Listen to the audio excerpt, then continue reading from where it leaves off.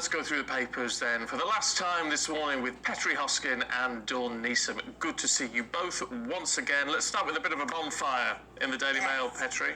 And it should have been, of course, a bonfire of the taxes that we're going to have to pay, but it's not. This is £35 million that has been paid to two companies on behalf of the Department of Health. These contracts were awarded to firms Suez and Viola, will allow them to recycle unused PPE. And what that actually means is to incinerate. So this isn't the £9 billion that was wasted on unusable PPE, if you remember at the height of the pandemic. This is because we've got too much of it now. So it was over-ordered, and they're going to set fire to it, even though we're told that COVID's not over. So when we're being asked to pay more tax, this is what infuriates people. We're having to pay more money. Why can't we store it? Because it would get... I mean, we use because PPE. there's storage fees involved with storing it. And can't we sell it to other countries then? Well, that's what I was saying. Why can't we send it to countries that are struggling with PPE? Yeah. well, Just to burn it sounds crazy, especially as so much of it is plastic. yeah, and they're saying that they're literally burning through taxpayers' money. That's... And this is when we're being, when you're being asked to pay so much more on everything, when you see this kind of waste, and how dare they waste this money and then make us pay for their inadequacies. And let's not forget the billions that was wasted on fraud. Oh, over 30 billion, wasn't it? the furlough scheme. On furlough schemes. We're not going to They've been written off. And But if this could be useful. Billion, If this could be useful to somebody else, it should go somewhere else. That's the important thing. But they need to start justifying it. You know, we need to know. It's our stuff. Right. We paid for it. No, it's a bad point. they also, if you'd like to know, the government paid recruitment consultants, MLC Partners, this will make your head explode, Anne, £360,000 to hire two civil servants to oversee PPE disposal. Just say that again, that number. The government also paid a recruitment consultant, MLC Partners, £360,000 to hire two civil servants to oversee PPE disposal. Wow. So that's what's the contract. I mean, surely that's just a box of matches, isn't it? Box of Swan. Yeah, quite. So, like I say, it shouldn't be burned anyway. Well, no, it's plastic. But there you go.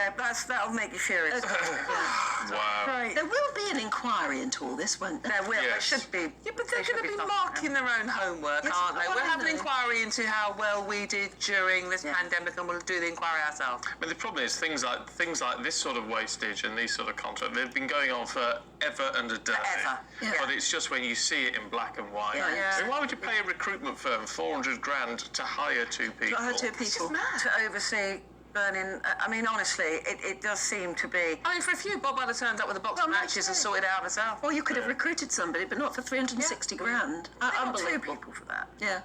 Cheap. Very. Okay, let's move on because minute. that one's got steam coming out of our ears. Yes.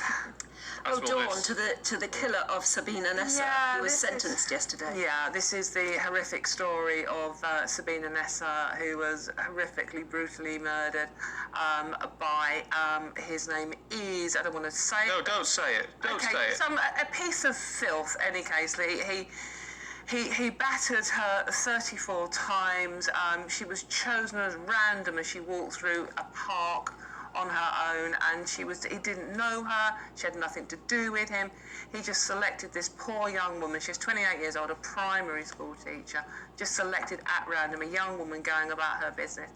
He has been sentenced to life yesterday, has showed absolutely no remorse, refused to go to court because he didn't want to face her family.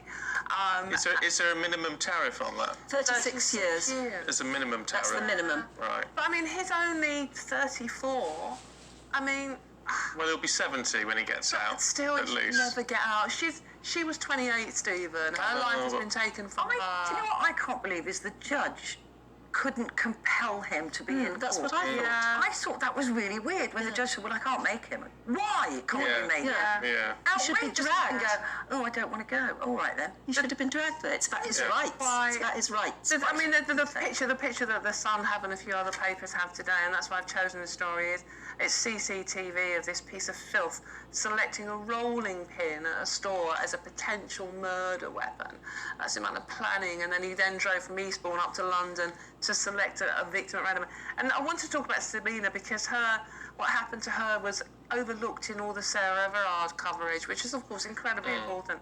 But Sabina's story happened at the same time, and It wasn't overlooked. I mean, because I remember reading about it. it wasn't overlooked, but all the And it was headlines. it was so appalling. Yeah. Maybe it didn't get quite the same coverage, didn't. but I don't know it did because her face is one of those faces you'll never Yeah. forget, isn't it? What page is it? 21. This is the Sun. I mean, such a pretty young woman. Not that it matters what she looked like, but she's 28 years old, a whole life ahead of her, and taken from her by this piece of scum.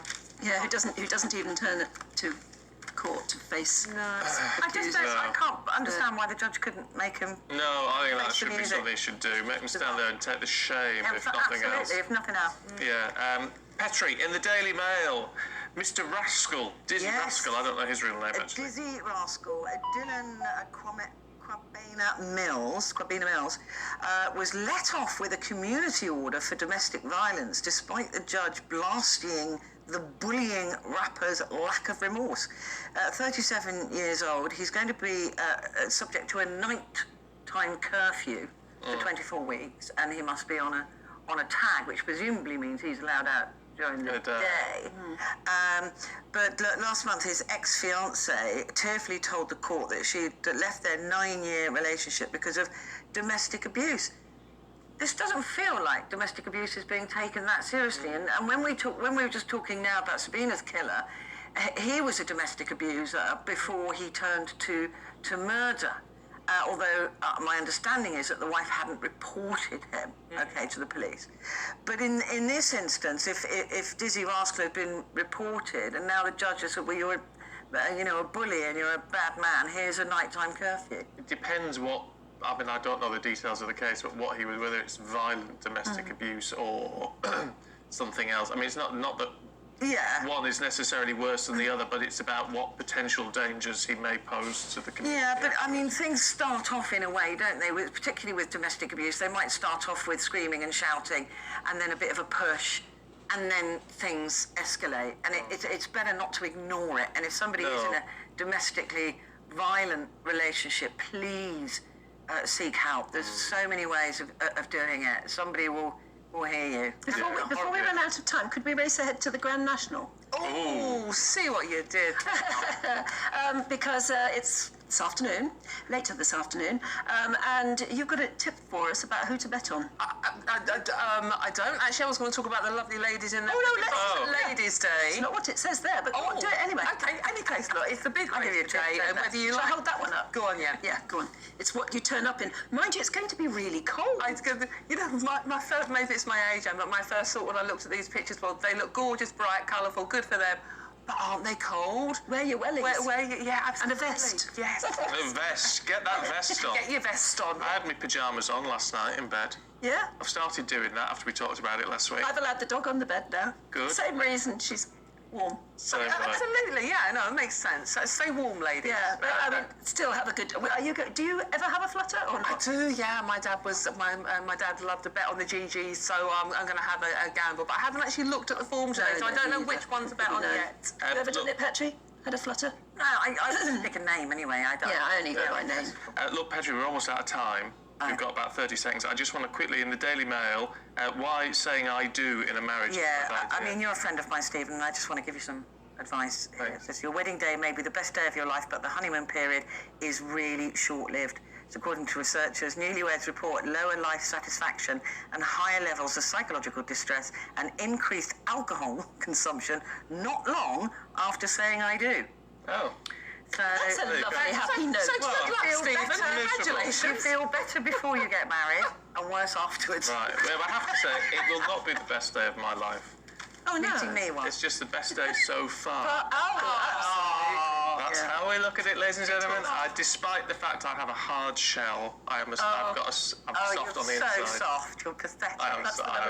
You have to turn things around and always look positive, don't you? Exactly. And the cruise director on the cruise that I've just come off, everybody's very, very upset to say goodbye. And she said, never mind, today is that maybe the last day of this cruise, but it's the one day nearer your next. And I thought, I like that. Very I'll nice. have to start planning. And here's the booking form. Yeah. You wouldn't believe how many people do as they're getting off. Unfortunately, it's one day closer to having Dawn and Petrie back on the show for us. Yes, that will be something to look forward to, though, you see.